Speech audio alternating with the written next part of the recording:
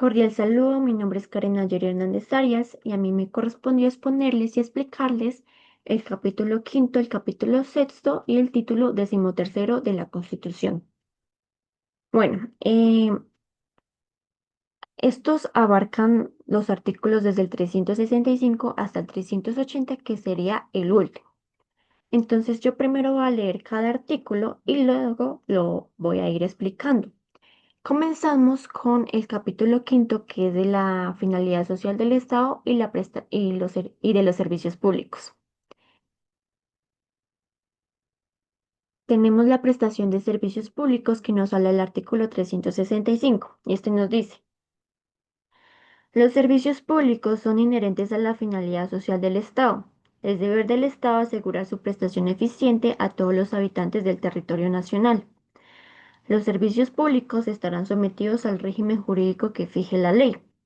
Podrán ser prestados por el Estado, directo o indirectamente, por comunidades organizadas o por particulares. En todo caso, el Estado mantendrá la regulación, el control y la vigilancia de dichos servicios. Si por razones de soberanía o de interés social, el Estado, mediante ley aprobada por la mayoría de los miembros de una y otra Cámara, por iniciativa del Gobierno, decide reservarse determinadas actividades estratégicas o servicios públicos, deberá indemnizar previa y plenamente a las personas que en virtud de dicha ley queden privadas del ejercicio de una actividad lícita. En primer lugar, tenemos que la Constitución especifica varios servicios y áreas prioritarias que el Estado debe garantizar, entre las cuales nos encontramos con salud y saneamiento ambiental, que estas dos se definen explícitamente como servicios públicos que el Estado debe garantizar. Entonces, el Estado es el encargado de reglamentar, dirigir y organizar su prestación. También el Estado debe asegurarle a todas las personas la promoción, la protección y también la recuperación de la salud conforme a los principios de solidaridad, universalidad y eficiencia. Tenemos la educación, que es reconocido como un derecho de la persona y también como un servicio público con una función social. Acá, el Estado debe asegurar el cubrimiento de la prestación de este servicio y también las condiciones para el acceso y la permanencia de los menores de edad en el sistema educativo. El agua potable es un objetivo fundamental en la actividad estatal para la solución de las necesidades básicas insatisfechas. La seguridad social se establece como un servicio público de carácter obligatorio que se prestará bajo la dirección, la coordinación y el control del Estado. Los servicios públicos domiciliarios, que son básicamente los servicios que llegan directamente al hogar, como energía, gas, agua, entre otros, que pues básicamente lo abarcaremos en un artículo posterior. Tenemos los servicios notariales y de registro, que acá la ley es la encargada de reglamentar la prestación de los servicios de los notarios y también de los registradores. Y por último tenemos la televisión, que la intervención estatal en el espacio electromagnético para la prestación del servicio de televisión estará a cargo de un organismo de derecho público.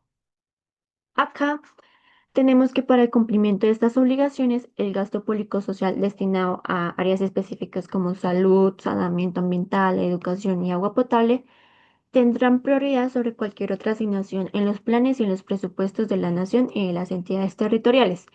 Este parrafito de acá lo explicaré en un artículo más adelante. Ahora, el artículo 365 nos dice que también la prestación de los servicios son inherentes a la finalidad del Estado. Entonces, la inherencia implica que la prestación de dichos servicios no son una actividad secundaria ni mucho menos accidental, sino que básicamente son esencial para la existencia del Estado. El Estado no puede desprenderse así porque tiene la responsabilidad de asegurar y garantizar la eficiencia de la prestación de estos servicios, puesto que sin ellos no se estaría cumpliendo con los fines esenciales propuestos en el artículo número 2 de nuestra Constitución, se reducen a servir a la comunidad y también a garantizar la eficiencia de los principios y también en los derechos. Ahora, la finalidad social Significa que el objetivo primordial del Estado es el bienestar general y el mejoramiento de la calidad de vida de las personas, además de que esta finalidad también es como la razón, es la esencia de ser del Estado, puesto que este también debe cerrar las brechas de desigualdad y garantizar una vida digna a todos los habitantes. Tenemos la ley 142 de 1994, que esta ley es la ley, bueno, es el régimen de los servicios públicos domiciliarios. En su artículo 2 define los fines de la intervención del Estado para garantizar la calidad, ampliar la cobertura y asegurar la prestación eficiente y continua, y también evitar el abuso frente a la posición dominante.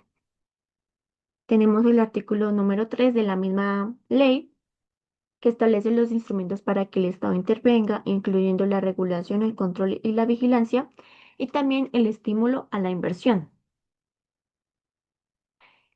El artículo 365 nos dice que que la prestación, bueno, que los servicios pueden ser prestados por el Estado, por comunidades organizadas o por particulares de forma directa o indirecta. Las comunidades organizadas aquí se refiere a la agrupación de ciudadanos que se asocian bajo principios de solidaridad y participación para la gestión de necesidades comunes. Esto generalmente lo hacen sin ánimo de lucro. Entonces, bajo esta categoría nos encontramos con asociaciones profesionales, cívicas, benéficas, sindicales, comunitarias, juveniles y también de utilidad común no gubernamentales. Acá también incluimos las organizaciones solidarias, que básicamente el Estado tiene el deber de fortalecerlas. Su finalidad es que ellos no se fijan en la rentabilidad económica privada, sino en el bienestar de sus miembros, o ya sea bien de un sector social específico. Ejemplos de estas comunidades tenemos las asociaciones comunitarias, que son grupos de ciudadanos que gestionan un acueducto o un centro comunitario de salud. Las organizaciones solidarias, que son cooperativas de trabajadores o usuarios que prestan servicios de ahorro o de consumo. Y las juntas administrativas locales, que aunque hacen parte de la estructura del Estado, representan a los ciudadanos en la vigilancia de los servicios municipales. Seguimos con los particulares, que son personas naturales o jurídicas, que serían las empresas, que actúan ejerciendo su libertad económica e iniciativa privada. Entonces, ¿quiénes son? Son individuos o empresas comerciales que compiten en el mercado para proveer un bien o un servicio. Y acá tenemos que, a diferencia de los servidores públicos, los particulares son responsables ante las autoridades por infringir la Constitución y la ley, como lo establece muy bien el artículo 6 de nuestra Constitución. Su finalidad, bueno, estos operan bajo la libre competencia, y aunque la empresa tiene una función social que implica obligaciones, su participación en la prestación de los servicios busca la eficiencia y la cobertura bajo una inversión de capital privado. Y ejemplos de estos particulares tenemos empresas de servicios públicos domiciliarios, que serían compañías privadas de gas, de energía, de agua, etc. Las instituciones educativas privadas, que son los particulares que tienen el derecho de fundar establecimientos educativos, entidades de salud y seguridad social, que serían las clínicas privadas, o las administradoras de pensiones, que prestan el servicio bajo la vigilancia del Estado. Y los notarios son particulares que prestan el servicio público de notariado por delegación legal. Ahora, de forma directa o indirecta. De forma directa es que básicamente el Estado actúa a través de sus propias entidades, como serían empresas públicas, ya sea industriales o comerciales, o unidades administrativas. Bueno, como lo dije, esto se hace mediante la creación de estas empresas públicas, que por ejemplo serían empresas municipales de acueducto, de agua, donde la capital y la gestión son 100% estatales, o sea que el Estado pues proviene todo. De la forma indirecta, bueno, acá el Estado permite que los particulares o las comunidades organizadas presten el servicio. En los particulares se hace a través de contratos de concesión, de licencia o permisos, donde una empresa privada pues presta el servicio. En las comunidades organizadas tendríamos los grupos de ciudadanos, que serían asociaciones de usuarios en zonas rurales, en donde, pues para darles un ejemplo, gestionan su propio acueducto. Y en la forma indirecta tenemos, bueno, acá también el Estado obviamente tiene que mantener la regulación y la control y la vigilancia siempre. En la forma indirecta tenemos que aunque el Estado no opere directamente el servicio, debe intervenir para evitar abusos y también para asegurarse que el servicio pues sea bueno y llegue a todos los habitantes. La última parte del artículo 365 es fundamental porque establece las reglas para cuando el Estado decide excluir a los particulares de una actividad para asumirla él exclusivamente. Acá básicamente se le da la facultad al Estado para crear monopolio por razones estratégicas. Entonces tenemos por razones de soberanía o interés social. Estas dos son las únicas dos justificaciones válidas porque pues, básicamente el Estado no puede quitarle una actividad a un particular por simple capricho. Acá la soberanía se refiere a la seguridad y a la defensa nacional. El interés social se refiere a que el bienestar colectivo prima sobre el interés particular. Ahora, reservarse determinadas actividades estratégicas o servicios públicos. Esto significa que de ahora en adelante el Estado es el único que va a proveer este servicio, prohibiéndole así a que los particulares lo sigan haciendo. Esto básicamente se conoce como un monopolio estatal o monopolio de derecho, donde el Estado es el único proveedor legítimo pues, del servicio. Los requisitos de procedimiento tenemos que, bueno, primero que para cumplir con esto se necesita cumplir con dos pasos estrictos. El primero es una iniciativa del gobierno que solo el presidente o los ministros pueden proponer. Y el segundo es una ley aprobada por la mayoría de los miembros de una y otra cámara, lo que básicamente significa un debate democrático y un amplio consenso en el Congreso de la República.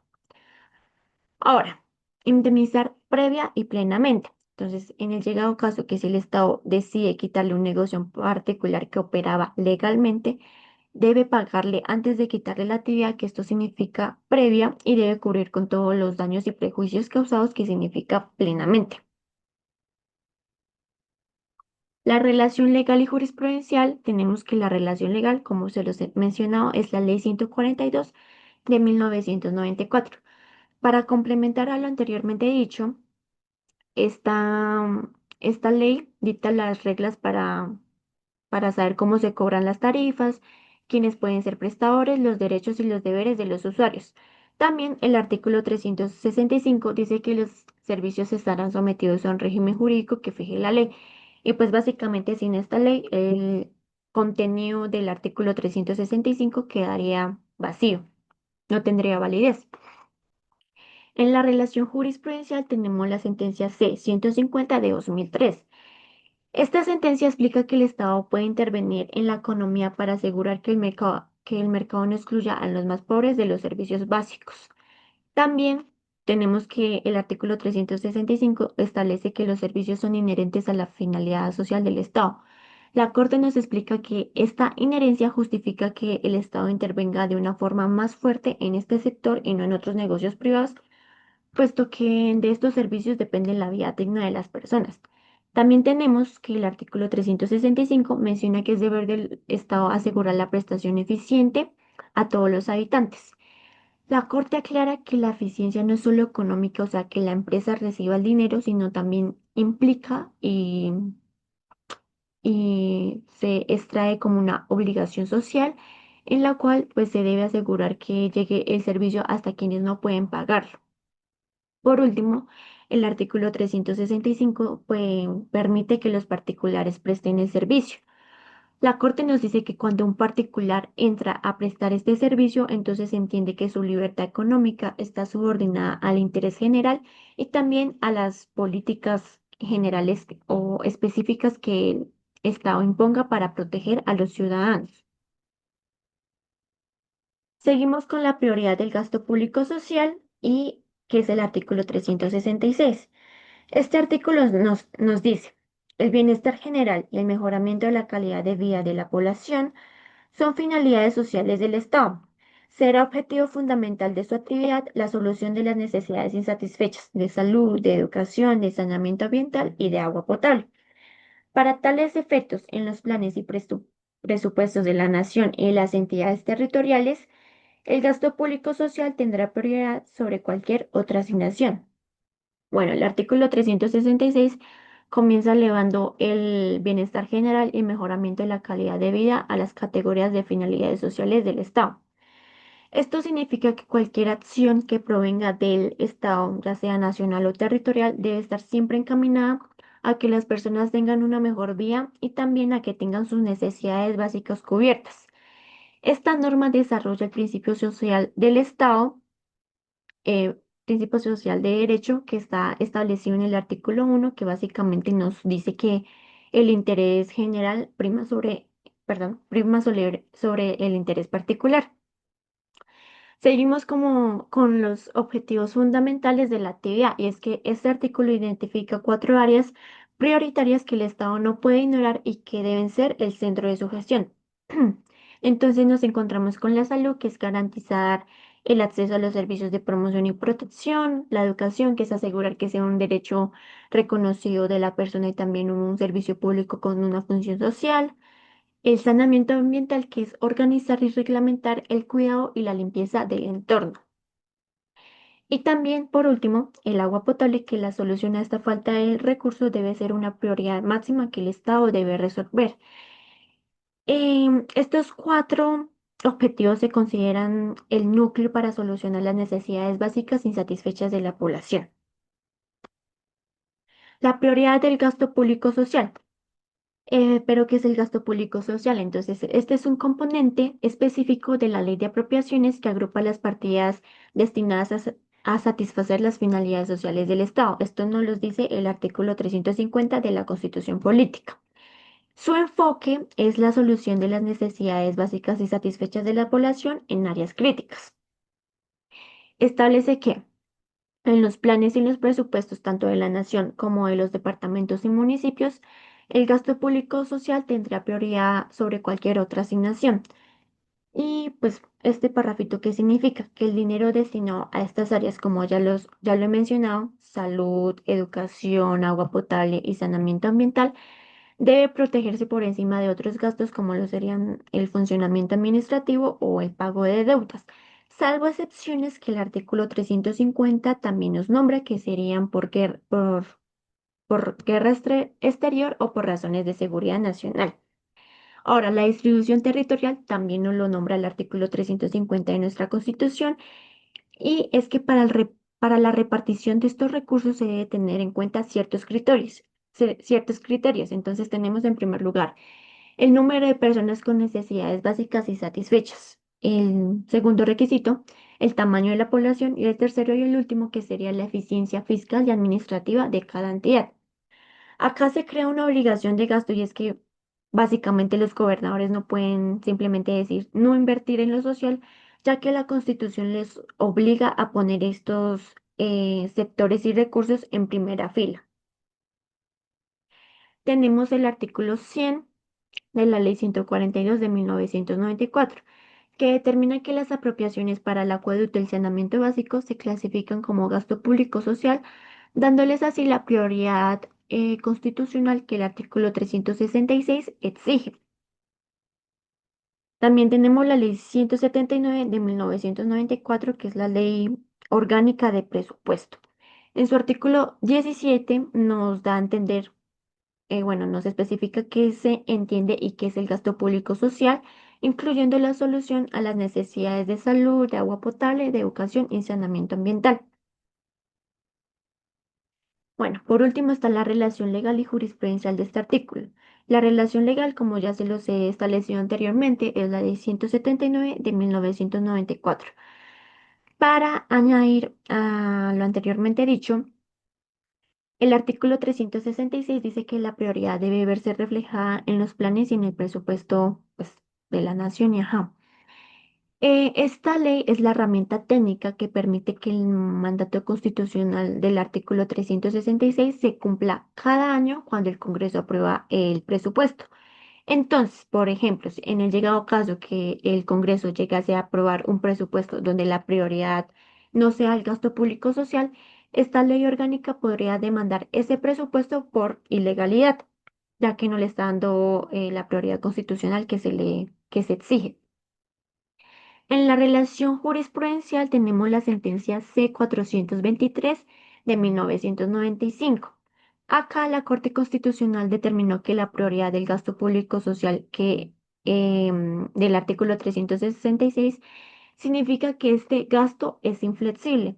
Entonces, en situaciones de crisis económica, el Estado puede recortar gastos en funcionamiento administrativo que serían como los sueldos de los altos funcionarios, papelería o viajes, pero que no puede tocar el núcleo del gasto público social que está destinado a las necesidades básicas insatisfechas. También la Corte nos aclara que la salud, el agua potable y la educación no son favores del Estado, sino que son derechos fundamentales que dependen sí o sí de ese dinero. Por lo tanto, el bienestar general de la población está por encima de cualquier otro pago, de cualquier pago de deuda o de cualquier interés económico. Tenemos los servicios públicos domiciliarios que nos habla el artículo 367 y este dice, la ley fijará las competencias y responsabilidades relativas a la prestación de los servicios públicos domiciliarios, su cobertura, calidad y financiación y el régimen tarifario que tendrá en cuenta además los criterios de costos, los de solidaridad y redistribución de ingresos. Los servicios públicos domiciliarios se prestarán directamente por cada municipio cuando las características técnicas y económicas del servicio y las conveniencias generales lo permitan y aconsejen. Y los departamentos cumplirán funciones de apoyo y coordinación. La ley determinará las entidades competentes para fijar las tarifas. Bueno, acá tenemos que el artículo 367 básicamente es el mandato que permite organizar cómo se prestan eh, y se cobran y se financian los servicios públicos domiciliarios en Colombia. Y a estos servicios me refiero al acueducto, que es el suministro de agua potable, al alcantarillado, que es la evacuación de aguas residuales, al aseo, que es la redistribución, recolección de basura, a la energía eléctrica, que es el suministro de electricidad, y a la distribución de gas combustible, que básicamente es la distribución de gas natural o del GLP, que es el gas licuado de petróleo. Estos servicios públicos domiciliarios los encontramos en el artículo 14, en el numeral 21 exactamente. Ahora, la primera parte de este artículo dice que es la ley, o sea, el Congreso el encargado de definir las reglas para la prestación de estos servicios. Entonces, esto no se deja al azar, sino que debe existir un marco legal que determine, primero, competencias y responsabilidades. ¿Quién hace qué? Entonces, por ejemplo, ¿qué hacen los municipios? ¿Qué hacen los departamentos? ¿Y qué hace la nación?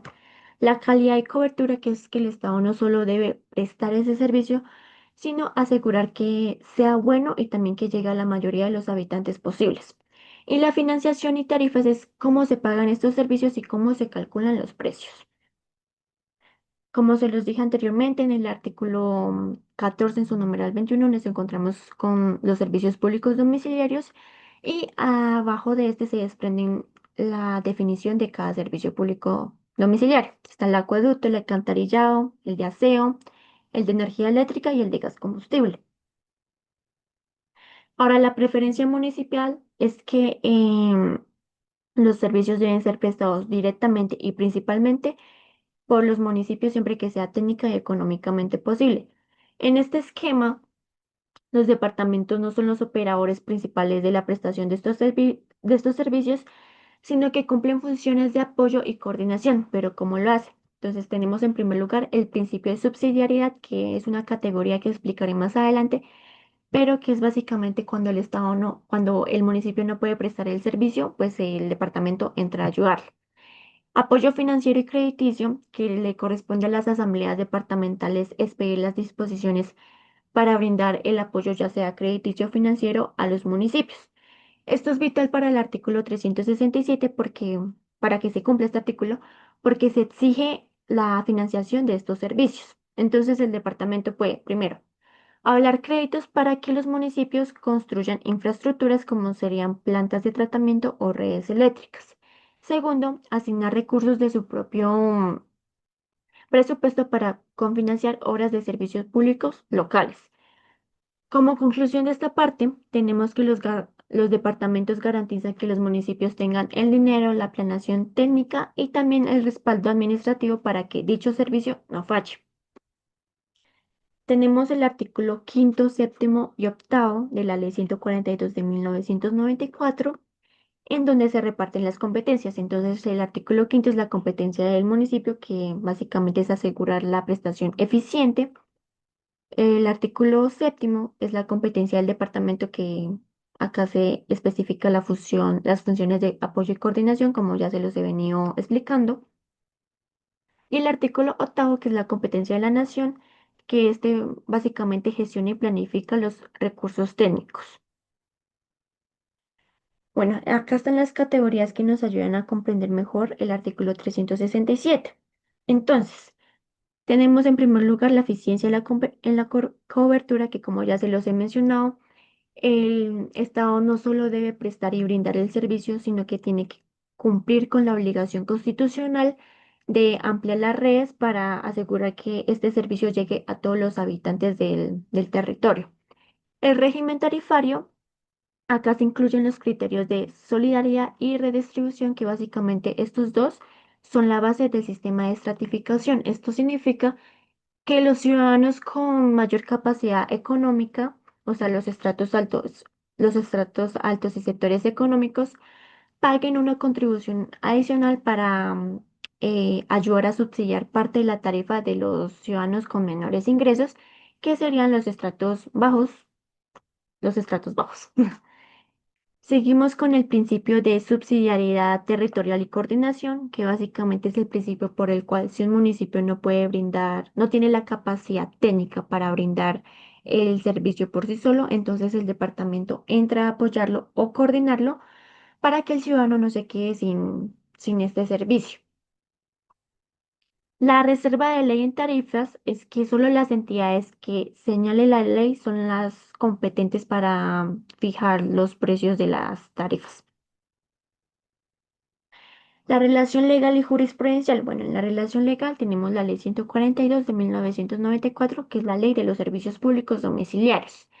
El artículo 367, pues comienza diciendo que la ley fijará, y básicamente la Ley 142 es exactamente esa ley. En esta se crearon las comisiones de regulación, como lo sería la CRA, que es la Comisión de Regulación de Agua Potable y Saneamiento Ambiental, la CREC, que es la Comisión de Regulación de Energía y también y de Gas. Entonces, estas son las entidades competentes que el último inciso del artículo 367 nos nombra, que pues, son las encargadas de fijar los precios de las tarifas. Ahora, la relación jurisprudencial, tenemos la sentencia C-041 de 2003. Acá la Corte explicó que el artículo 367 permite que se incluyan las tarifas el criterio de costos, y que también asegura la disponibilidad del servicio, tiene un costo técnico que debe ser pagado para que así el sistema sea sostenible y estable financieramente. Obviamente esto siempre respetando el principio de solidaridad entre los estratos bajos. Seguimos con los subsidios para los servicios públicos domiciliarios, que nos habla el artículo 368. Y este dice, la nación, los departamentos y los distritos, los municipios y las entidades descentralizadas podrán conceder subsidios en sus respectivos presupuestos para que las personas de menores ingresos puedan pagar las tarifas de los servicios públicos domiciliarios que cubran sus necesidades básicas. Em, Bueno, este artículo permite como materializar el principio de solidaridad que vimos en el artículo anterior para los servicios públicos. Entonces acá se autoriza el uso del dinero público para ayudar a los ciudadanos más vulnerables. Acá, en primer lugar, el artículo otorga la facultad expresa a los diferentes niveles del Estado para que puedan otorgar estos subsidios. Los subsidios son ayudas económicas que el Estado brinda a los ciudadanos en condiciones vulnerables o con menores ingresos para así garantizarles el acceso a los servicios y a los bienes esenciales. Las entidades autorizadas tenemos que no solo la nación está facultada para dar este subsidio, sino que también se le permite a los departamentos, a los distritos, a los municipios y también a las entidades descentralizadas a que puedan otorgar este subsidio. Entonces, por ejemplo, un alcalde, un gobernador con la aprobación respectiva de su asamblea o de su consejo puede destinar recursos propios para bajar el costo de la factura pues, de su comunidad, de sus habitantes. El mecanismo financiero es el subsidio y este tiene que estar contemplado obligatoriamente en sus respectivos presupuestos. Esto guarda una estrecha relación con el artículo 366 que da prioridad al gasto público social que está destinado a las necesidades básicas y satisfechas. La población objetivo es que los beneficios están destinados exclusivamente a la población con menores ingresos. Y el alcance del subsidio es que este dinero se usa para ayudar a pagar las tarifas de los servicios públicos domiciliarios, que son pues agua, luz, gas, etcétera, los que ya hemos visto, siempre y cuando estos cubran las necesidades básicas de los usuarios, que son la salud, la educación, el saneamiento ambiental, el agua potable, que también ya lo vimos anteriormente. Acá se desprenden dos categorías de este artículo y la primera es la justicia distributiva, que acá el Estado puede intervenir en la riqueza, en este caso sería el presupuesto público, para que se reparta de tal forma que las personas más pobres con menores ingresos puedan acceder a los bienes mínimos esenciales. Tenemos las necesidades básicas, que el artículo no autoriza el subsidio al consumo ilimitado, sino lo que es estrictamente necesario para subsistir y para tener una vida digna, que sería el consumo básico. Tenemos el artículo 89 de la Ley 142 de 1994. Acá se crean los fondos de solidaridad y redistribución de ingresos que básicamente canalizan los aportes de los estratos altos, que son 5 y 6, y los sectores económicos, hacia los estratos bajos, que son 1, 2 y 3. Tenemos el artículo 99 de la misma ley que dicta las reglas técnicas para que se den estos subsidios de acuerdo con las entidades que el artículo 368 pues faculta, que ya las hemos visto. Por último, tenemos la relación legal y jurisprudencial. En la relación legal, es la ley 142 de 1994 que hemos estado hablando durante todo este tiempo. Acá, como lo dije, se crean los fondos de solidaridad y redistribución de ingresos, que básicamente son las cuentas en donde se deposita el dinero para que así los departamentos y los municipios puedan pues dar el subsidio de una forma más organizada. También esta ley establece los límites máximos de los subsidios. Entonces, por ejemplo, para el estrato 1, el subsidio puede ser hasta el del 70%, para el estrato 2 del 40% y para el estrato 1 para el estrato 3, perdón, hasta del 15%. La relación jurisprudencial tenemos la sentencia C-569 de 2003. Acá la Corte analizó la legalidad de los fondos de solidaridad y redistribución de ingresos. También la Corte explicó que el artículo 368 es una orden para que el Estado no solo sea un simple espectador del mercado, sino que también para que actúe proactivamente en la economía para eliminar las barreras las barreras económicas que impiden a los ciudadanos acceder a los servicios básicos que serían agua, luz, etcétera. Acá también, pues básicamente nos dice que nos reafirma que el subsidio es un derecho prestacional que está vinculado estrechamente a la dignidad humana de la persona. Tenemos los deberes y derechos de los usuarios de servicios públicos domiciliarios, que es el artículo 369, y este nos dice: la ley determinará los deberes y derechos de los usuarios, el régimen de su protección y sus formas de participación en la gestión y fiscalización de las empresas estatales que presten el servicio. Igualmente, definirá la participación de los municipios o de sus representantes en las entidades y empresas que les presten servicios públicos domiciliarios. Este artículo reconoce que el ciudadano no es simplemente un receptor pasivo, sino un actor con derechos y deberes y también con un control de eficiencia sobre las empresas prestadoras. Tenemos el Estatuto del Usuario, que la primera parte del artículo ordena que sea la ley la que defina el marco entre la relación de la empresa y el ciudadano. Entonces, esto implica los derechos que es el acceso a los servicios de buena calidad, la facturación justa, el derecho de reclamo y la protección frente a los abusos de las empresas prestadoras de servicios. Los deberes significan el pago oportuno del servicio, el uso racional del recurso y el cuidado de la infraestructura, que serían como los medidores o las redes. Y por último, el régimen de protección establece que se necesita la existencia de un sistema legal robusto que proteja al usuario frente a la posición dominante de la empresa prestadora para que así no se vulneren los derechos fundamentales. Tenemos el artículo 9 de la Ley 142 de 1994. Acá se enumeran y se definen los derechos de los usuarios, así como la medición real del consumo, la libre elección del prestador y el acceso a la información completa. La participación en la gestión y la fiscalización. Esto es un punto innovador ya que permite que los usuarios se involucren directamente en el control de las empresas estatales que prestan los servicios.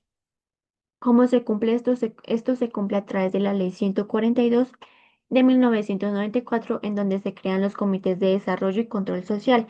Estos comités eligen a un vocal central, el cual es el representante de los usuarios ante las empresas y ante la superintendencia, para que así se pueda vigilar que se inviertan de buena manera y correctamente los recursos y que el servicio sea eficiente. Bueno, el artículo 62 de la Ley 142 de 1994 ordena la creación de los comités de desarrollo y control social, que básicamente son formados por usuarios para vigilar la gestión de las empresas prestadoras. La participación de los municipios es que el artículo ordena también definir la participación de los municipios o de sus representantes en las juntas o en las decisiones que tomen las empresas prestadoras. Entonces, acá esto, bueno, esto también es importante porque asegura que se escuchen los intereses locales y también las necesidades específicas de la comunidad en las mesas en donde se planean pues las mejoras técnicas y también la ampliación de la cobertura.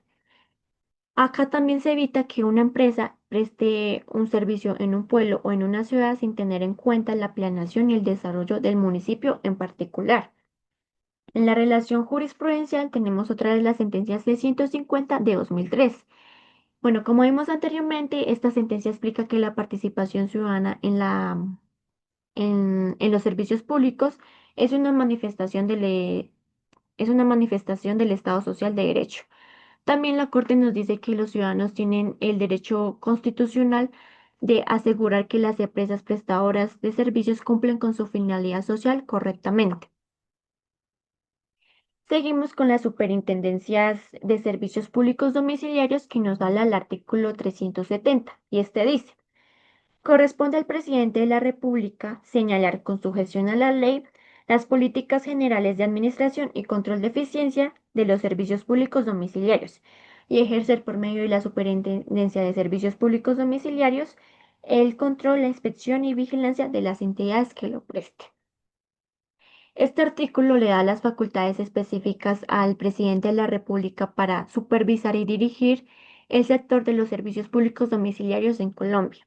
Acá se establecen dos funciones principales y primordiales que cierran la intervención estatal de la que hemos estado hablando desde el artículo 365. Entonces, tenemos la Dirección de Políticas Generales, que básicamente el presidente tiene la potestad de señalar las políticas generales de administración y control de eficiencia de los servicios públicos domiciliarios. Esta función no es absoluta, ya que el artículo dice expresamente que el presidente lo debe hacer con sujeción a la ley. Esto significa que el marco general de estas políticas ha sido previamente definido por el Congreso de la República. El enfoque de la eficiencia es que, a diferencia de otros sectores, la Constitución le ordena al presidente que no solo se enfoque en que exista el servicio, sino también en que éste sea eficiente. Entonces, aquí sí se garantiza que los recursos se usen de la mejor manera para el bienestar general, pues, de la población, de los habitantes. Tenemos el artículo 68 de la Ley 142 de 1994. Acá el presidente delega la función de señalar las políticas generales a las comisiones reguladoras, que pues ya la hemos visto anteriormente. Ahora, función de control, inspección y vigilancia es que el artículo crea un mecanismo técnico para supervisar a las empresas prestadoras de servicios, ya sean públicas, privadas o mixtas. Uso de entidad especializada. El presidente ejerce estas funciones por medio de la Superintendencia de Servicios Públicos Domiciliarios. Esta superintendencia es un organismo técnico que hace parte de la rama ejecutiva del poder público. Sirve como instrumento mediante el cual el presidente ejerce las funciones de control, inspección y vigilancia sobre las entidades encargadas de prestar servicio en el país. Además, también debe asegurar que se cumplan con las políticas de eficiencia en la prestación de los servicios, garantizando que estos cumplan con su finalidad social. También tenemos que es un deber de esta superintendencia vigilar a los prestadores, independientemente si son del Estado, si son comunidades organizadas o particulares, para asegurar que la prestación sea eficiente para todos los habitantes y también que evitar que no abusen de los usuarios en el cobro de las tarifas, como lo vimos y analizamos en el artículo 367. Tenemos los artículos desde el 75 hasta el 79 de la Ley 142 de 1994 que crean y definen las funciones de la Superintendencia de Servicios Públicos Domiciliarios y que básicamente es la cargada de vigilar que se cumpla el cumplimiento de la ley y también de sancionar a las empresas que fallen en el servicio. Bueno, la relación legal, ya se las he mencionado, la ley 142 de 1994, donde están las funciones de la superintendencia. En la relación jurisprudencial tenemos otra vez la sentencia C-150 de 2003.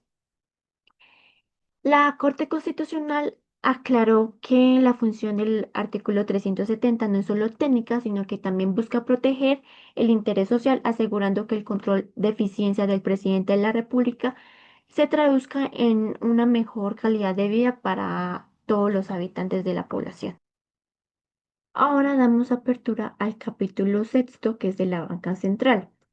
Tenemos la organización y funciones del Banco de la República que nos habla el artículo 371. Este nos dice, el Banco de la República ejercerá las funciones de banca central. Estará organizado como persona jurídica de derecho público con autonomía administrativa, patrimonial y técnica, sujeto a un régimen legal propio. Serán funciones básicas del Banco de la República: regular la moneda, los cambios internacionales y el crédito, emitir la moneda legal, administrar las reservas internacionales, ser prestamista de última instancia y banquero en los establecimientos de crédito y servir como agente fiscal del gobierno. Todas ellas se ejercerán en coordinación con la política económica general. El banco rendirá al Congreso informes sobre la ejecución de sus políticas a su cargo y sobre los demás asuntos que se le soliciten. Bueno, en primer lugar, tenemos que la banca central es la función ejercida exclusivamente por el Banco de la República, pero ¿qué es la banca central? Significa que el Estado cuenta con un organismo independiente y especializado sujeto a un régimen legal propio, cuya misión o función principal es velar por el mantenimiento de la capacidad adquisitiva de la moneda. En palabras más sencillas, se podría decir que su propósito fundamental es proteger el valor del dinero para que éste no pierda su poder de compra frente a la inflación. Tenemos la naturaleza jurídica, que es que el Banco de la República está organizada como una persona jurídica de derecho público, lo que significa que es una entidad estatal con vía legal propia, con capacidad de contraer obligaciones y ejercer sus derechos, pero que no depende jerárquicamente de los ministerios o del presidente. Como lo dije anteriormente, se rige por un régimen legal propio, lo que le permite firmar contratos y atender sus propios asuntos. También le permite actuar con criterios especializados por fuera del régimen administrativo de las otras entidades del Estado.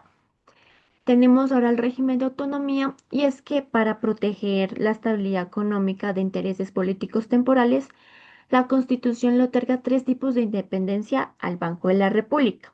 Entonces tenemos la autonomía administrativa y es que el Banco de la República tiene la facultad de organizar su propio ordenamiento, su propio funcionamiento y organización interna, manejar su personal y definir sus procesos operativos sin que el gobierno nacional le imponga órdenes ya sea del manejo de personal o de su estructura.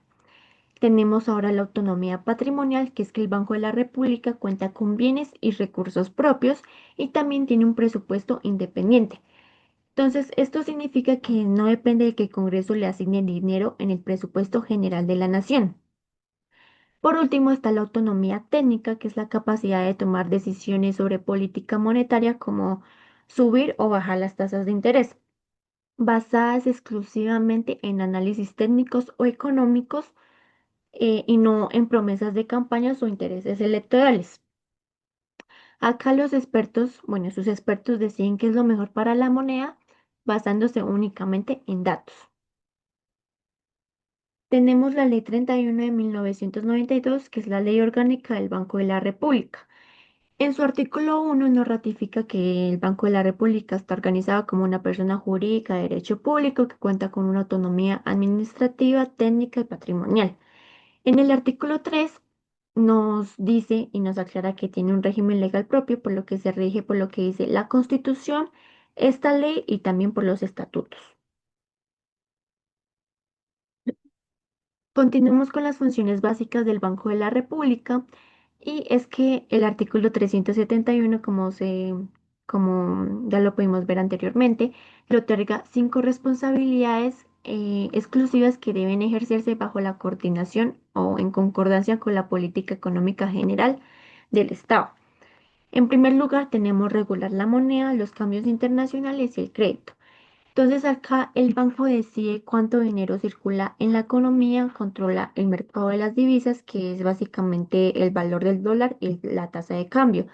Y por último, define y señala las condiciones bajo las cuales se puede prestar dinero en el país. La siguiente función es emitir la moneda legal y es que el Banco de la República tiene el monopolio exclusivo para la impresión de billetes y acuñación de monedas en el territorio nacional. Administra las reservas internacionales. Entonces acá el Banco de la República gestiona los ahorros del país en moneda extranjera y también en oro para así asegurar que Colombia tenga liquidez para sus compromisos externos. Prestamista de última instancia y banquero de los establecimientos de crédito. El Banco de la República básicamente funciona como el banco de bancos. Esto significa que si un banco comercial como lo sería Da Vivienda o Bancolombia tiene problemas de liquidez y no tiene dinero suficiente para darle o entregarle a sus ahorradores, entonces el Banco de la República le puede prestar dinero para así evitar que el sistema financiero colapse. Por último, tenemos servir como agente fiscal del gobierno. El banco actúa como el intermediario financiero del gobierno nacional en diversas operaciones de crédito y también sistemas financieros especializados y también específicos. Tenemos el artículo 16 de la Ley 31 de 1992, en donde podemos encontrar establecido la primera función que ya les comenté anteriormente.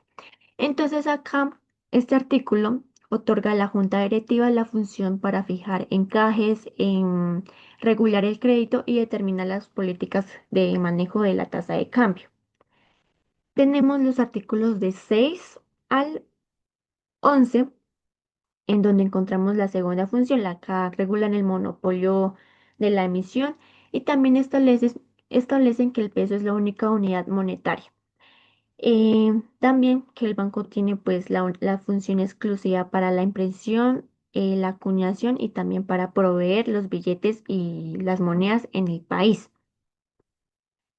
Tenemos el artículo 14, que es la función número 3 que les comenté, y acá se detalla que la administración de reservas debe hacerse bajo criterios de seguridad, de liquidez y rentabilidad y prohíbe otorgar créditos a favor o a cargo de ellas.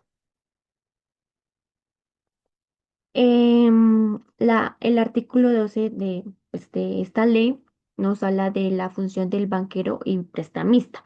Entonces acá se materializa la función de prestamista de última instancia, permitiendo otorgar apoyos financieros y transitorios de liquidez a los establecimientos de crédito, que es lo que ya les había comentado en las funciones básicas. Seguimos con la rendición de cuentas al Congreso y es que la frase el banco rendirá al Congreso informes sobre la ejecución de las políticas a su cargo y sobre los demás asuntos que se le soliciten. Esta frase es básicamente el contrapeso de su autonomía. Lo que significa es que aunque el banco sea independiente, no es intocable. Como maneja los recursos de toda la nación, este se debe presentar ante los representantes del pueblo, que sería el Congreso, para explicar lo que ha hecho, porque ha tomado ciertas decisiones como el aumento de las tasas y cómo está protegiendo el valor del dinero, que es su misión principal y primordial. Entonces, como le dije, el informe al Congreso es que el banco debe rendir informes periódicos sobre la ejecución de sus políticas y sobre cualquier asunto específico que pues, los congresistas le soliciten. El Congreso puede pedirle informes en cualquier momento para verificar que el banco esté cumpliendo con su misión constitucional de mantener la estabilidad económica, que es la capacidad adquisitiva de la moneda, como se los mencioné en primer lugar, que es su misión principal y primordial. El artículo quinto de la Ley 31 de 1992 nos especifica que el banco debe presentar informes sobre la ejecución de sus políticas dentro de los 10 primeros días de cada periodo de sesiones ordinarias. Ahora, por último, tenemos la relación legal y jurisprudencial. Bueno, la relación legal es la Ley 31 de 1992, que como se los mencioné es la ley orgánica del Banco de la República. El artículo 371 pues nos establece que el banco estará sujeto a un régimen legal propio. Esta relación también se concreta con el artículo 362 que ordena al Congreso dictar la ley a la cual debe ceñirse el Banco de la República para el ejercicio de sus funciones. Hmm, Ahora, la relación jurisprudencial tenemos la sentencia C-827 de 2001. Acá la Corte define al Banco de la República como un órgano que, según el artículo 113 de nuestra Constitución, no pertenece a ninguna de las tres ramas del poder público, que son pues, la legislativa, la ejecutiva y la judicial. La Corte también ha señalado que esta independencia es necesaria para que el manejo de la moneda sea neutral y técnico, evitando que el ciclo político afecte el costo de la vida de los ciudadanos. Esta jurisprudencia también vincula al artículo 371 con el 373, estableciendo que el deber de velar por el valor de la moneda, la capacidad, por el mantenimiento de la capacidad adquisitiva, básicamente, es un mandato constitucional imperativo, o sea, que significa que es de obligatorio cumplimiento. También significa que si una ley intentara obligar al banco a tomar decisiones o medidas que disparen la inflación, la Corte podría declararla inconstitucional por violar la finalidad social de la banca central, que ya la hemos venido estableciendo durante este tiempo.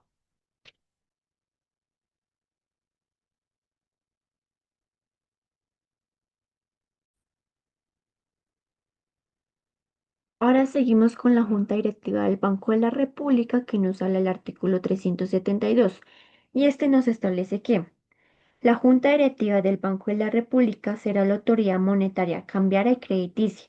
Conforme a las funciones que le asigne la ley, tendrá a su cargo la dirección y ejecución de las funciones del banco y estará conformada por 7 miembros, entre ellos el ministro de Hacienda, quien la presidirá.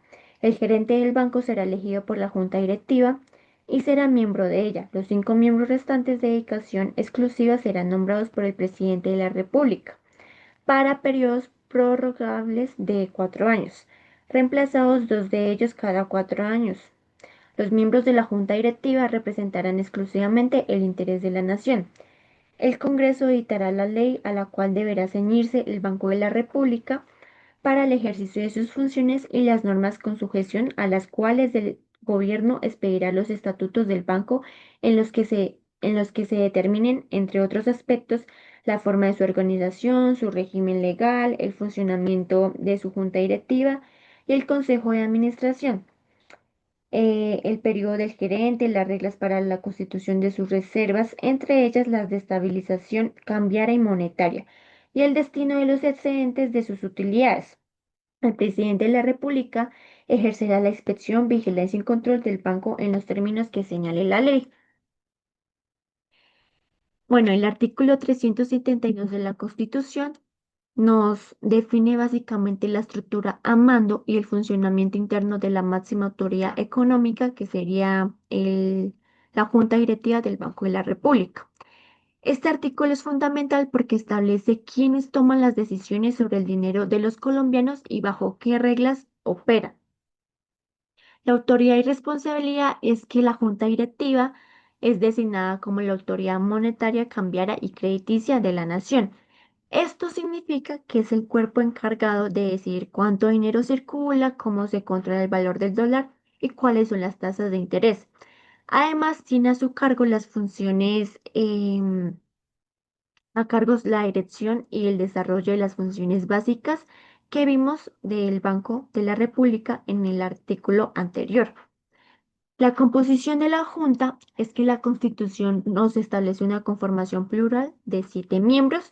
Entonces, acá tenemos en primer lugar al ministro de Hacienda y Crédito Público, quien tiene la función de presidir la Junta y también sirve como puente de coordinación con el gobierno. El gerente del banco, el gerente general, que es elegido por la misma Junta Directiva y forma parte de ella como un miembro activo. Tenemos 5 miembros de dedicación exclusiva que son básicamente técnicos nombrados por el presidente de la República para periodos de 4 años que pueden ser prorrogables. Acá hay un dato importante y es que para evitar que un solo presidente cambie a toda la junta de una vez, eh, la- el artículo ordena que solo sean reemplazados 2 de ellos cada 4 años, garantizando así la continuidad de las políticas económicas.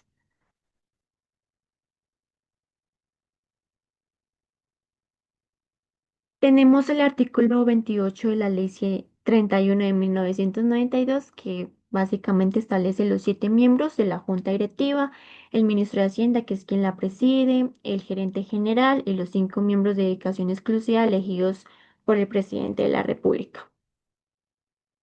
En el artículo 29 también nos encontramos las calidades para ser miembro, pues, de la Junta Directiva, que básicamente son ser colombiano y ciudadano en ejercicio, tener título profesional y haber desempeñado cargos públicos con reconocida eficiencia y honestidad, y haberla ejercido por lo menos durante un periodo no menor de 10 años.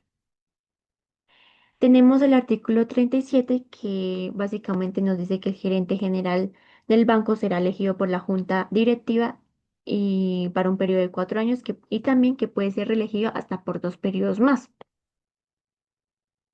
El artículo 34 de la misma ley regula los periodos de 4 años y el mecanismo de reemplazo parcial para los que serían los dos miembros de la junta directiva cada 4 años, pues para garantizar así la independencia técnica.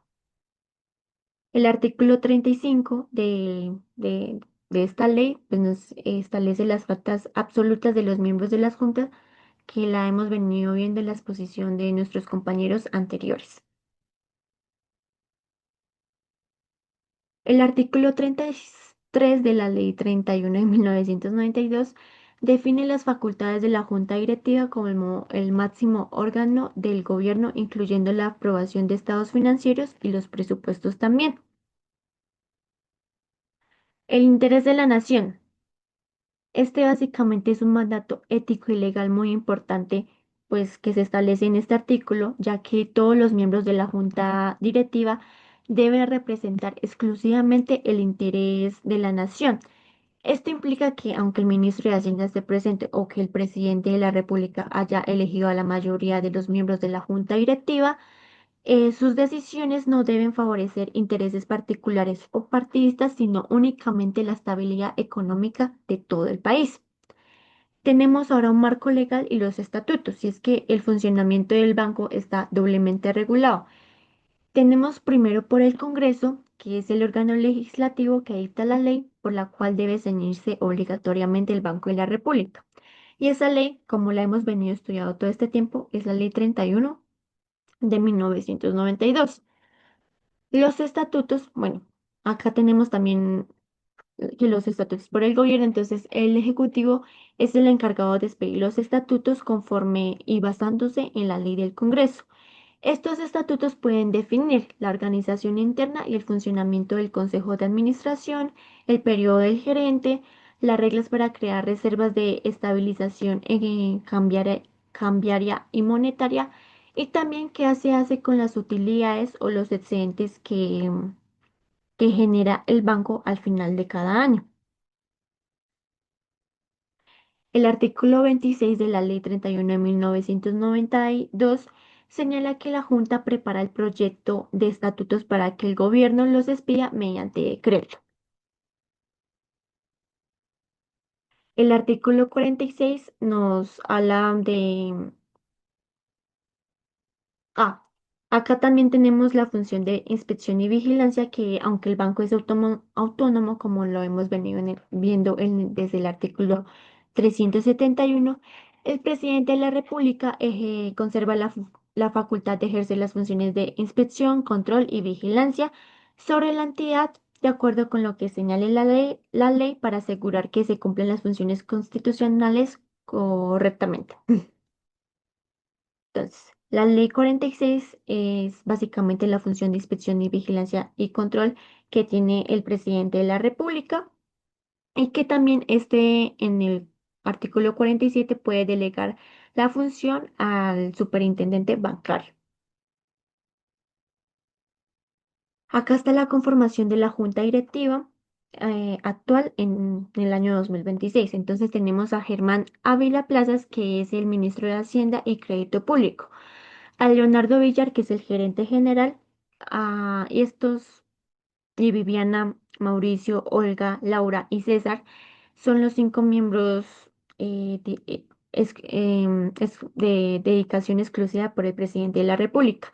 Laura y César fueron reemplazaron a los que estaban antes en el año 2025.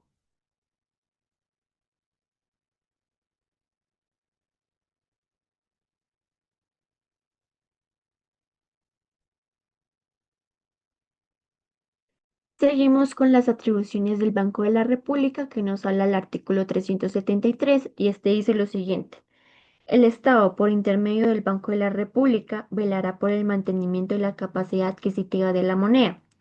El banco no podrá establecer cupos de crédito ni otorgar garantías a favor de particulares, salvo cuando se trata de intermediación de crédito externo para su colocación por medio de los establecimientos de crédito o de apoyos transitorios de liquidez para los mismos. Las operaciones de financiamiento a favor del Estado requerirán la aprobación unánime de la Junta Directiva a menos que se trate de operaciones de mercado abierto. El legislador en ningún caso podrá ordenar cupos de crédito a favor del Estado o de los particulares. En primer lugar, se nos establece un mandato principal en este artículo, y es que, pues, la primera parte del mismo establece que el Estado, a través del banco, tiene el deber de velar por la capacidad adquisitiva de la moneda. Esto significa que es un mandato constitucional para controlar la inflación. Esto lo desarrolla la Ley 31 de 1992 en su artículo 2 cuando nos refuerza que el banco, a nombre del Estado, debe asegurarse que el dinero no pierda su poder de compra en el mercado.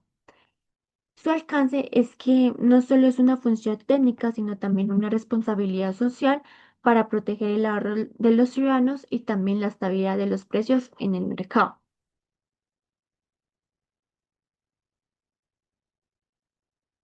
Tenemos las restricciones al crédito para particulares y es que el artículo impone una prohibición tajante y es que el banco no podrá establecer cupos de crédito ni otorgar garantías a favor de particulares. Esto existe porque se busca evitar que el Banco Central, que la banca central, el Banco de la República, sea utilizado para favorecer a personas o empresas específicas, lo cual obviamente generaría corrupción y un desequilibrio económico. Entonces también tenemos excepciones a este mandato, que es que el banco solo puede mover recursos al sector privado en dos situaciones o en dos momentos específicos. Y estos son intermediación de crédito externo, que es cuando el banco actúa como puente para traer dinero del exterior y colocarlo a través de los bancos comerciales. Y el segundo son los apoyos transitorios de liquidez, que básicamente es lo que mencionábamos en el artículo 371 como prestamista de última instancia. Entonces, es decir, que el Banco de la República presta dinero a bancos comerciales por un corto tiempo para que estos no se queden sin dinero, para que estos no se queden sin dinero efectivo. Blindaje frente al financiamiento del Estado es que, como lo hemos visto históricamente, los gobiernos solían pedirle a la banca central que imprimiera más dinero para saldar la deuda pública, lo cual obviamente generaba hiperinflación. Con el artículo 373 se le pone un pare, se le pone un freno a esto. Y se lo hace por medio de dos formas. En primer lugar, tenemos la unanimidad de la Junta, que cualquier operación de financiación a favor del Estado, o sea, préstamos directos al gobierno nacional, requiere la aprobación estricta y unánime de los 7 miembros de la Junta Directiva. Básicamente, este es un requisito sumamente difícil de cumplir porque hacer que 7 miembros técnicos se pongan de acuerdo es casi imposible. Entonces, esto también está diseñado para que solo se use en situaciones de emergencia nacional extrema. Tenemos una excepción de operaciones de mercado abierto, que es la OMA, que es la única forma en la que el banco puede interactuar financieramente con títulos del Estado, y es a través de la OMA, que es la compra y venta de títulos en el mercado secundario para regular la liquidez, lo cual obviamente no requiere la aprobación unánime de los 7 miembros de la Junta, ya que no es una prestación directa de dinero, sino una técnica de control monetario. Tenemos el artículo 13 de la Ley 31 de 1992. En su literal B, autoriza al banco a otorgar créditos a favor del Estado, pero aclara explícitamente que se debe hacer bajo las condiciones previstas en el artículo 373 de la Constitución, que pues ya lo hemos visto y vamos a seguir viendo esto. El límite al poder del Congreso. Acá el artículo cierra con una provisión directa al poder legislativo, y es que el legislador en ningún caso podrá ordenar cupos de crédito a favor del Estado o de los particulares. Esto significa que ni siquiera el Congreso de la República puede aprobar una ley que obligue al Banco de la República a prestarle dinero al gobierno o ya sea a un sector económico específico. Este es el cierre definitivo de la autonomía, ya que pues básicamente la técnica económica del banco prima sobre las decisiones políticas del Congreso, en lo que respecta a la misión y también el crédito, que serían como las funciones básicas que ya vimos en el artículo 371.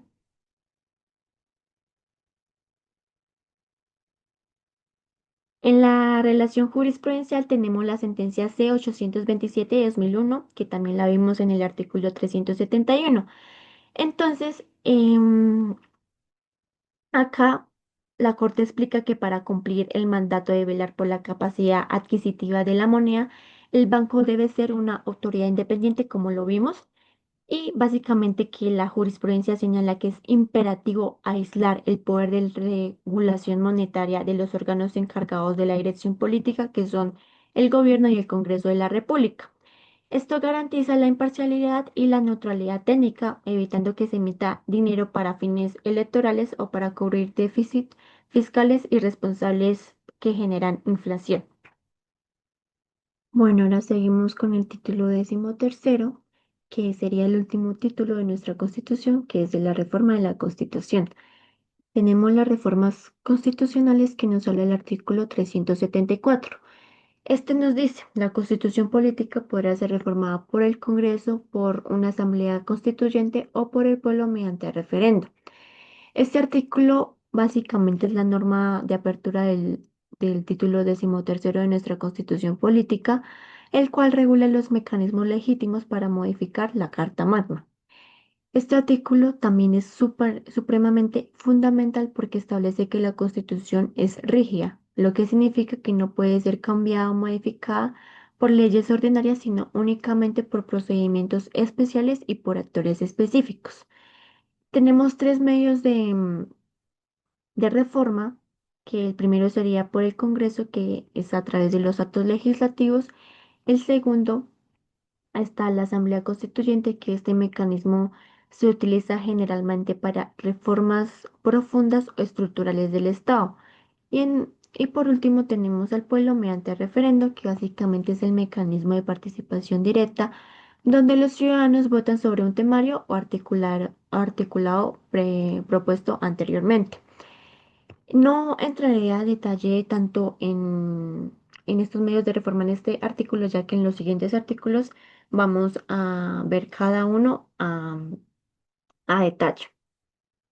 Entonces, en primer lugar, tenemos las reformas de la Constitución a través de los actos legislativos, que lo establece el artículo 375 y este dice lo siguiente. Podrán presentar proyectos de acto legislativo el gobierno, 10 miembros del Congreso, el 20% de los concejales o de los diputados y los ciudadanos en un número equivalente al menos al 5% del censo electoral vigente. Tenemos el trámite del proyecto. El trámite del proyecto tendrá lugar en dos periodos ordinarios y consecutivos. Aprobado en el primero de ellos por la mayoría de los asistentes, el proyecto será publicado por el gobierno. En el segundo periodo, la aprobación requerirá el voto de la mayoría de los miembros de cada Cámara. En este segundo periodo solo podrán debatirse iniciativas presentadas en el primero. Bueno, básicamente este artículo regula el procedimiento para reformar la Carta Magna a través del Congreso de la República mediante lo que técnicamente se conoce como actos legislativos. Este artículo también es fundamental porque detalla quienes pueden proponer cambios y establece un trámite mucho más exigente que el de una ley ordinaria para garantizar la estabilidad de la Constitución. Entonces, quienes pueden proponer una reforma o iniciativa, la Constitución otorga el poder de presentar proyectos de acto legislativo a cuatro grupos específicos. Tenemos el Gobierno Nacional, 10 miembros del Congreso, ya sea representantes o senadores, el 20% de los concejales o de los diputados de todo el país y los ciudadanos siempre que el proyecto esté respaldado por un número equivalente al menos al 5% del censo electoral vigente. Entonces acá tenemos el censo electoral vigente que está establecido por la registraduría, que es 41.569.977 millones. El 5% de este número en total serían 2.078.498. Entonces, básicamente, este numerito en rojo es lo que se requiere, es el mínimo que se requiere para que los ciudadanos puedan presentar un proyecto de acto legislativo, una iniciativa. Tenemos el trámite que es la regla de los dos periodos. Entonces, el primer periodo, que también es conocido como la primera vuelta, acá el proyecto se debate en las comisiones y en las plenarias de ambas cámaras. Para ser aprobado en esta etapa solo se requiere la mayoría de los asistentes, que se conoce como mayoría simple de cada corporación. O sea, solo de los que estén presentes en el momento en que se está debatiendo este proyecto. Una vez aprobado, el gobierno tiene la obligación de publicarlo para que la ciudadanía conozca el texto que sigue en trámite. Seguimos con el segundo periodo, que sería también la segunda vuelta, y debe ocurrir inmediatamente después del primero. Entonces, la exigencia de votos acá aumenta, ya que la aprobación requiere el voto de la mayoría de los miembros de cada cámara, que ya no es la mayoría simple, sino es lo que se conoce como la mayoría absoluta o la mitad más uno de todos los integrantes, no solo de los que estén presentes. Em, Tenemos también que se establece una restricción importante, como ya lo leí anteriormente, y es que en este segundo periodo solo se podrán debatirse solo se podrán debatir iniciativas que hayan sido aprobadas en el primero. Esto evita obviamente que se incluyan temas nuevos a última hora sin haber pasado por el récord de los 8 debates que se exige. Tenemos un ejemplo de este tipo de reformas que sería el acto legislativo quinto de 2017. Entonces, básicamente, este acto añadió la reforma del artículo 22A a la Constitución. El contenido de este artículo nos dice que prohíbe expresamente la creación, promoción o financiación de grupos civiles armados ilegales, incluidos los denominados autodefensas o paramilitares. ¿Cómo lo podemos relacionar con este tipo, con este artículo 375? Y es que básicamente para que el artículo 22A llegara a a la Constitución, tuvo que pasar por el trámite que el artículo 375 exige, como ya lo dije, que es, pues fue presentado por el gobierno o miembros del Congreso, se debatió en 2 periodos ordinarios y consecutivos, que son los 8 debates en total. Y pues en la segunda vuelta, que sería en el segundo periodo, requirió la mayoría absoluta de los votos de los miembros de cada cámara para ser aprobado definitivamente. Ahora con la relación jurisprudencial tenemos la sentencia SC 588 de 2009. Acá a través de esta providencia, la Corte declaró la inexequibilidad del Acto Legislativo 1 de 2008, el cual pretendía permitir la inscripción extraordinaria en carrera administrativa de funcionarios en provisionalidad sin necesidad de realizar un concurso público de méritos. Acá la Corte aplicó la doctrina de la sustitución de la Constitución, argumentando que el Congreso, al aprobar dicha reforma, excedió su poder de enmienda. Bueno, acá pues básicamente que la Corte argumentó que al eliminar el concurso de méritos, pues estaba alterando un elemento definitorio y esencial del Estado Social de Derecho y de la estructura de la función pública también. Se reafirmó que el concurso público de méritos es el único mecanismo constitucionalmente válido para garantizar la igualdad, la moralidad y también la eficacia en el acceso a los cargos del Estado.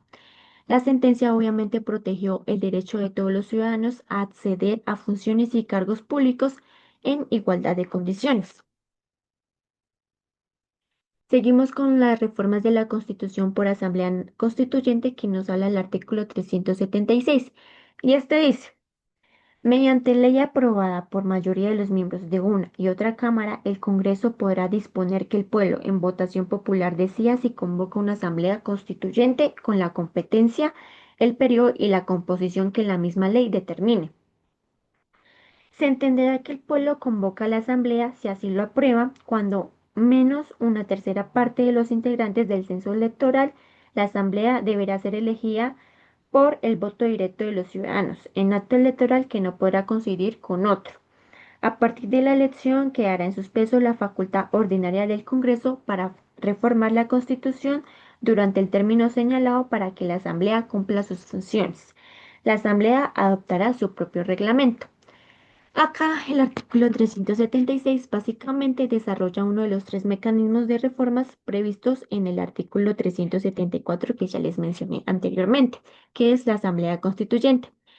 Este procedimiento se reserva generalmente para cambios estructurales o profundos de la Carta Política y se caracteriza también por la participación directa del pueblo en 2 momentos claves. El primero sería la convocatoria y el segundo sería la elección de sus integrantes.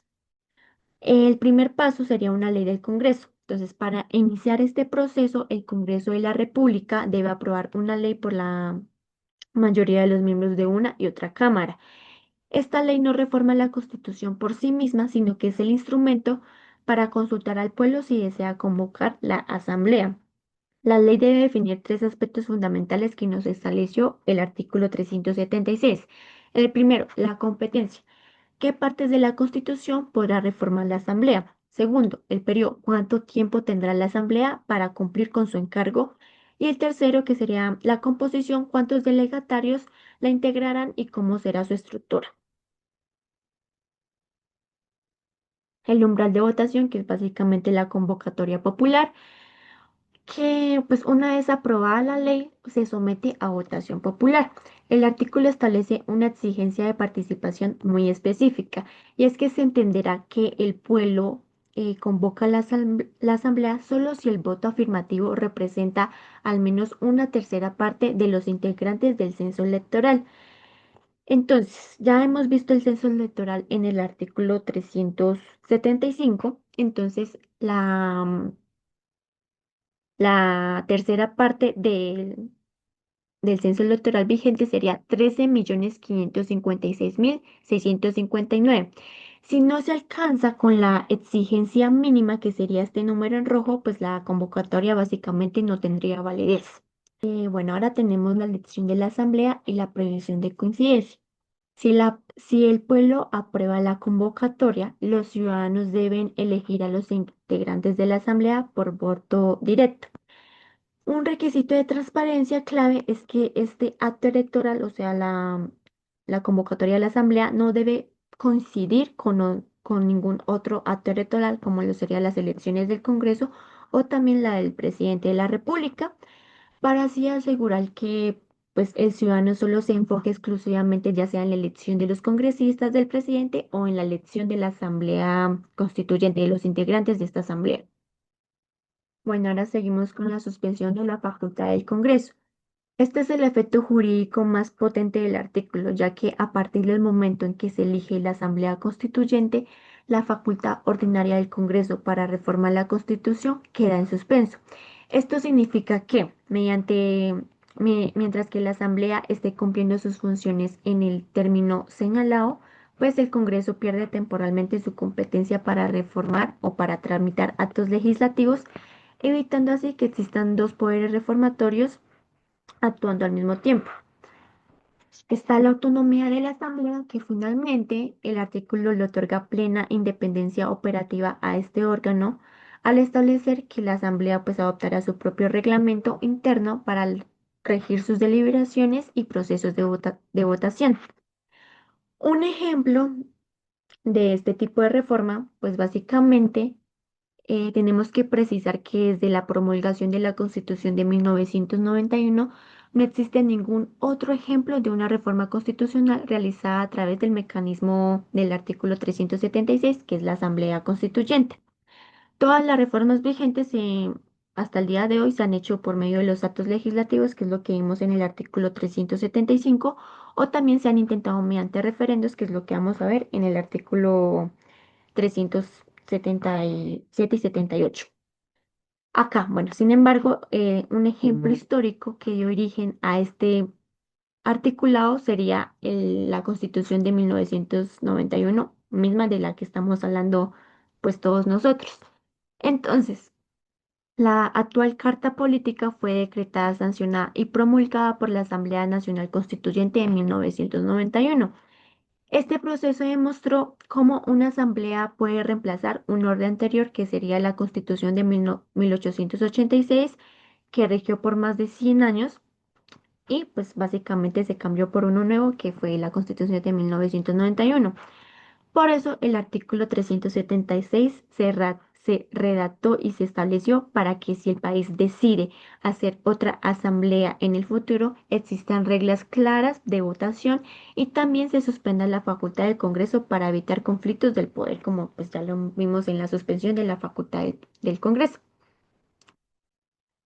Seguimos con las reformas de la Constitución por medio del referendo, que nos sale el artículo 377 y este dice: deberán someterse a referendo las reformas constitucionales aprobadas por el Congreso, cuando se refieran a los derechos reconocidos en el capítulo 1 del título 2 y a sus garantías, a los procedimientos de la participación popular o al Congreso, si así lo solicita, dentro de los 6 meses siguientes a la promulgación del acto legislativo, un 5% de los ciudadanos que integren el censo electoral.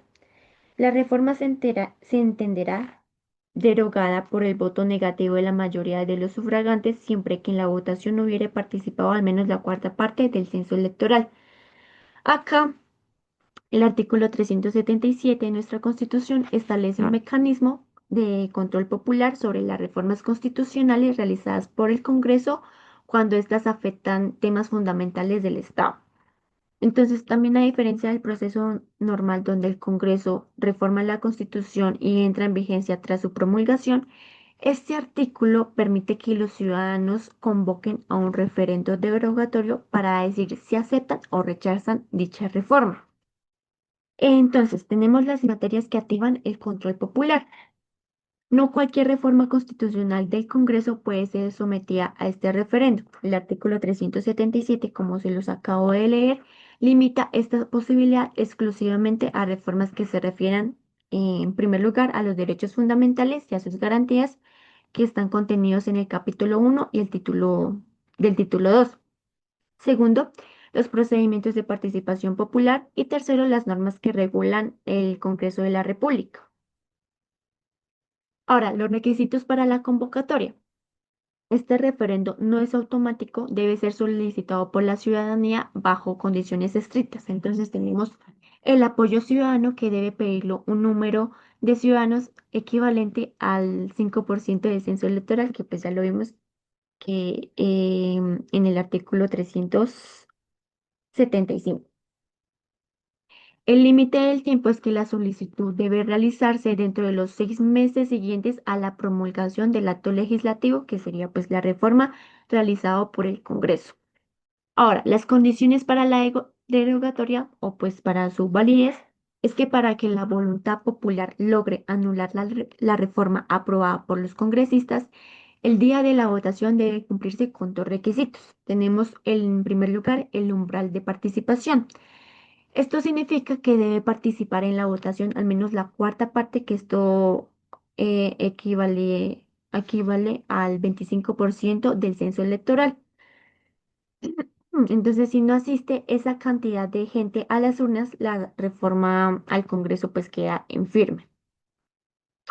La decisión por la mayoría es que la reforma se entenderá derogada únicamente si el voto negativo obtiene la mayoría de los sufragantes, o sea, la mitad más uno de los votos válidos.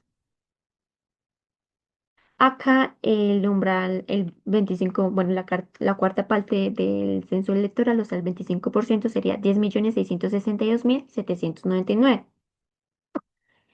Seguimos con los mecanismos para convocar el referendo que nos habla el artículo 378. Este nos dice, por iniciativa del gobierno o de los ciudadanos en las condiciones del artículo 155, el Congreso, mediante ley que requiera la aprobación de la mayoría de los miembros de ambas cámaras, podrá someter a referendo un proyecto de reforma constitucional que el mismo Congreso incorpore a la ley. El referendo será presentado de manera que los electores puedan escoger libremente en el temario articulado que votan positivamente y que votan negativamente.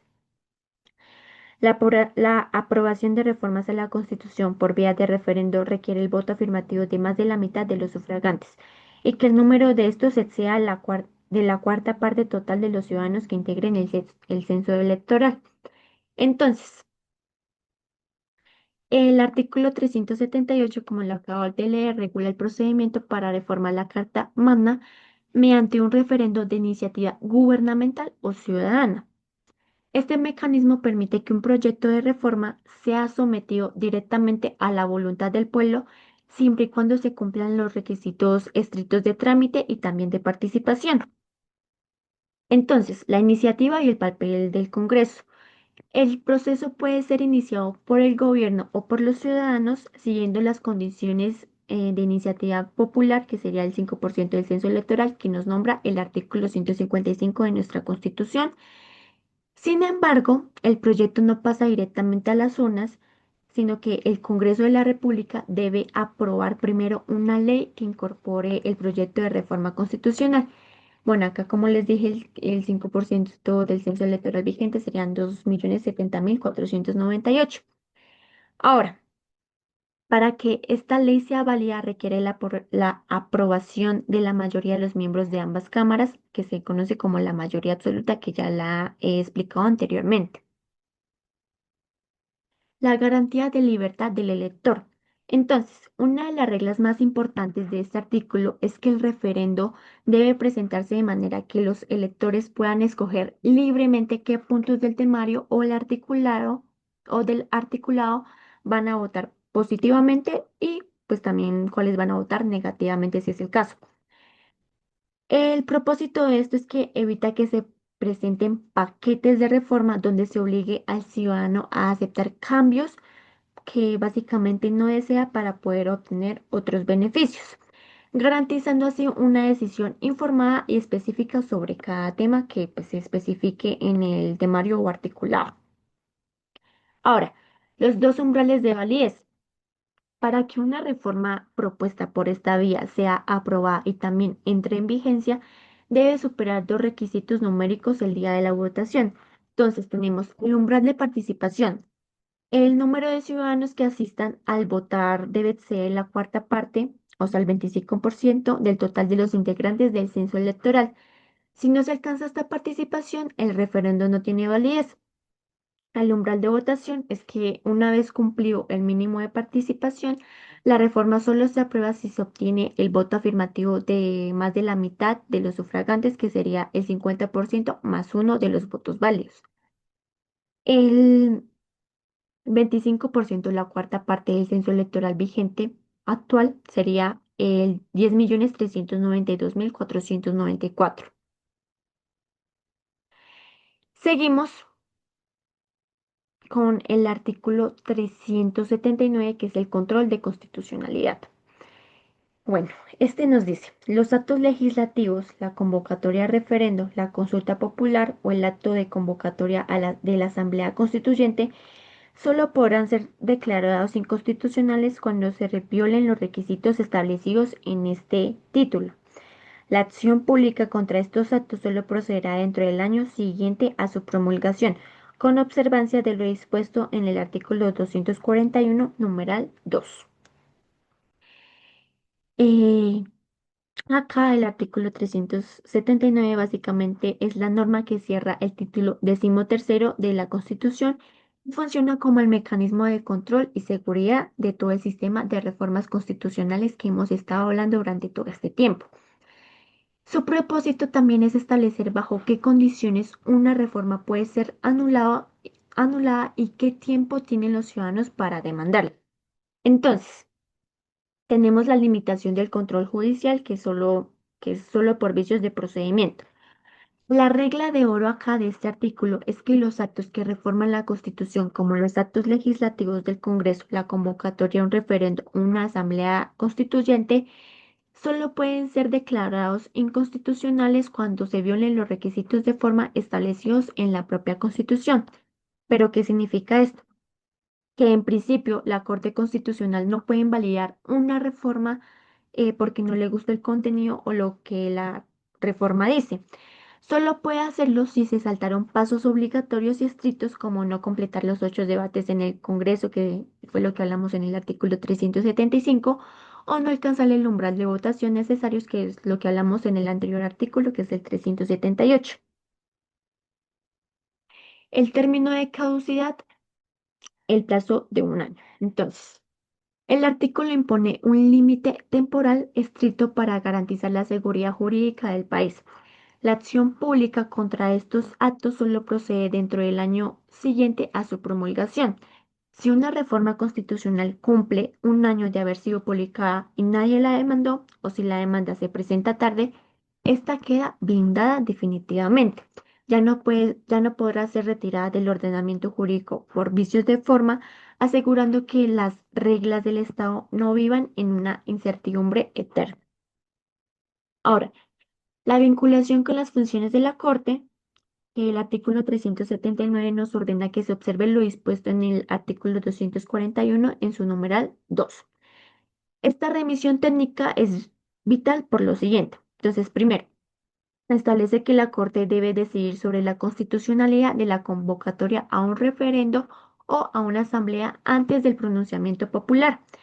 Esto evita que el pueblo vote y participa en un proceso que desde su origen legal tiene errores de procedimiento, protegiendo así la eficacia del voto ciudadano. Bueno, ahora tenemos la sentencia C-551 de 2003, que la Corte Constitucional, bueno, básicamente esta sentencia de la Corte Constitucional es un fallo histórico que revisó la constitucionalidad de la Ley 796 de 2003, mediante la cual se convocó a referendo constitucional propuesto durante el gobierno de Álvaro Uribe Vélez. Acá la Corte estableció que el Congreso em, tiene un poder de reforma limitado y no puede sustituir los ejes esenciales de la Constitución de 1991. La Corte introdujo la teoría de la sustitución que impide que una reforma cambie la identidad de la Carta Política. Por ejemplo, pasar de una democracia, que es lo que estamos ahorita, a una monarquía. No se puede. Definió que el control de la Corte sobre las leyes que convocan referendo es reforzado. Esto implica verificar tanto los vicios de procedimiento en su formación como si el Congreso excedió su competencia al intentar sustituir la Constitución en lugar de reformarla. Determinó que el ciudadano también debe poder votar articulado por articulado o punto por punto, prohibiendo el voto en bloque. Además, declaró inconstitucional la casilla de voto en blanco en los referendos, argumentando que la ley solo prevé opciones afirmativas o negativas para cada pregunta. Los resultados pues, del referendo, tras este análisis jurídico detallado que no, en el sitio pues, de la Corte Constitucional, solo una de las preguntas originales, que es la reducción de gastos estatales, logró superar los umbrales requeridos para su aprobación en las urnas.